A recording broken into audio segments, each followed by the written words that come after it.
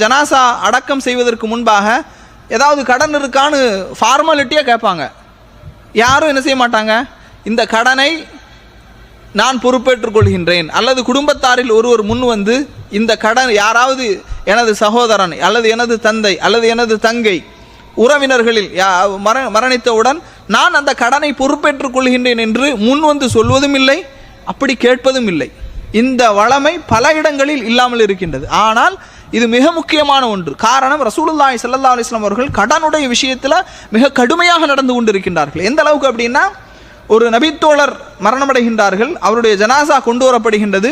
ரசூலுல்லாஹி ஸல்லல்லாஹு அலைஹி வஸல்லம் அவங்க கேட்குறாங்க, இந்த ஜனாசாவுக்கு கடன் இருக்குதா அப்படின்னு. அப்போ சொல்கிறாங்க, கடன் இருக்குது. ரசூலுல்லாஹ் சொல்கிறாங்க, சல்லு அலா சாஹிபுக்கும், உங்களுடைய தோழர்களுக்கு நீங்களே தொலை வைத்துக் கொள்ளுங்கள், நான் தொலை வைக்க மாட்டேன் என்று சொல்கின்றார்கள். உடனே ஒரு நபித்தோழர் என்ன செய்கிறாங்க, அல்லாஹ்வின் தூதர் அவர்களை, அந்த ஜனாசாவுக்குரிய கடனை நான் பொறுப்பேற்றுக் கொள்கின்றேன், நீங்கள் தொலை வையுங்கள் அப்படிங்கிறாங்க. அப்போ ரசூலுல்லாஹி ஸல்லல்லாஹு அலைஹி வஸல்லம் அதற்கு பிறகு தொலை வைக்கிறாங்க. தொலை வைத்த பிறகு அடுத்த நாள் அந்த சஹாபியை பார்க்குறாங்க, கடனை நிறைவேற்றி விட்டாயான்னு கேட்குறாங்க. இல்லை என்று சொல்லுகின்றார். நேற்று தானே மூத்தா போனார் அப்படின்னு. அதுக்கு அடுத்த நாள் பார்க்குறாங்க, கடனை நிறைவேற்றி விட்டாயான்னு விசாரிக்கிறாங்க. இல்லை என்று சொல்லும்போது ரசூலுல்லாஹி ஸல்லல்லாஹு அலைஹி வஸல்லம் அவர்கள் அதை கண்டிக்கின்றார்கள், கடனை நிறைவேற்ற வேண்டும் என்று அறிவுறுத்துகின்றார்கள்.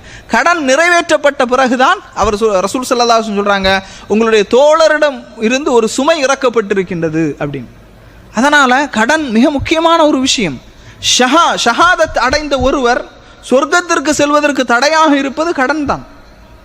அதனால் கடன், அது நாம் ஏற்கனவே ஒரு ஜும்மாவுடைய உரையிலே பேசியிருக்கின்றோம். கடன் அது அனுமதிக்கப்பட்டதாக இருந்தாலும் ஆபத்தான ஒன்று, அனுமதிக்கப்பட்டதாக இருந்தாலும் ஆபத்தான ஒன்று. அது எழுதி வைக்கப்பட வேண்டும்.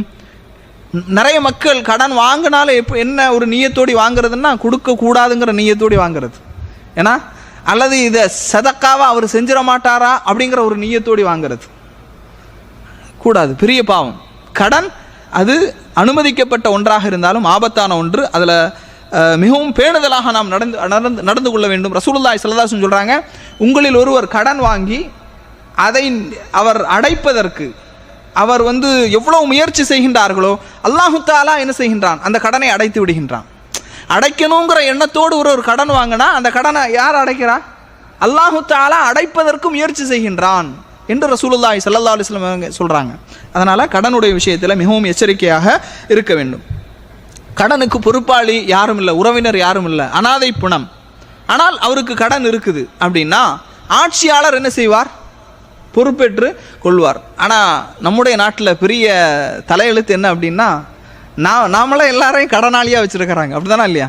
இந்தியாவில், இலங்கையில், உலக வங்கியிலேருந்து கடனை வாங்கி என்ன செய்கிறாங்க, ஒவ்வொரு மேலேயும் கடன் இருக்குது. ஏன்னா அந்த கடனையெல்லாம் அடைச்ச பிறகு தான் ஜனாசா வாடகை அது வராது. என்ன சரியா? அது நம்மோடு சம்பந்தப்படாத, நம்மளை கேட்டு கடன் வாங்க இல்லையே, நம்மோடு சம்பந்தப்படாத ஒரு விஷயம். ஏன்னா ஒரு தகவலுக்காக இதை சொல்கிறேன், சரியா? சரி. ஆனால் பாருங்கள், ரசூல் ஸல்லல்லாஹு அலைஹி வஸல்லம் ஆட்சி முறை எப்படி இருந்திருக்கு பாருங்கள். ரசூல் ஸல்லல்லாஹு அலைஹி வஸல்லம் அவர்கள் என்ன செஞ்சுருக்கிறாங்க, யாருக்கு கடன் அடைப்பதற்கு வசதி இல்லையோ அதை நான் பொறுப்பேற்றுக் கொள்கின்றேன் என்று ரசூல் ஸல்லல்லாஹு அலைஹி வஸல்லம் என்ன செய்கிறாங்க, சொல்கிறாங்க. அடுத்ததாக, கடனை வாங்கிய ஒரு மனிதர் அவர் மரணித்து விட்டார் என்று சொன்னால், கடன் பெற்ற ஒருவர் அதை மன்னித்து விடவும் வாய்ப்பு இருக்கின்றது.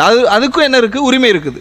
இப்போ ஒருவர் கடனை வாங்கிட்டார், மூத்தா போயிட்டார், கடனுக்குரியவர் அந்த இடத்துல நிற்கிறாரு, அவர் சொல்கிறாரு, நான் இந்த கடனை மன்னித்து விடுகின்றேன், இதுக்காக யார் என்ன செய்ய வேண்டாம், அலட்டி கொள்ள வேண்டாம், இவரை நான் மன்னித்து விடுகின்றேன் என்று சொன்னால் அதற்கும் மார்க்கத்திலே அனுமதி இருக்கின்றது என்ற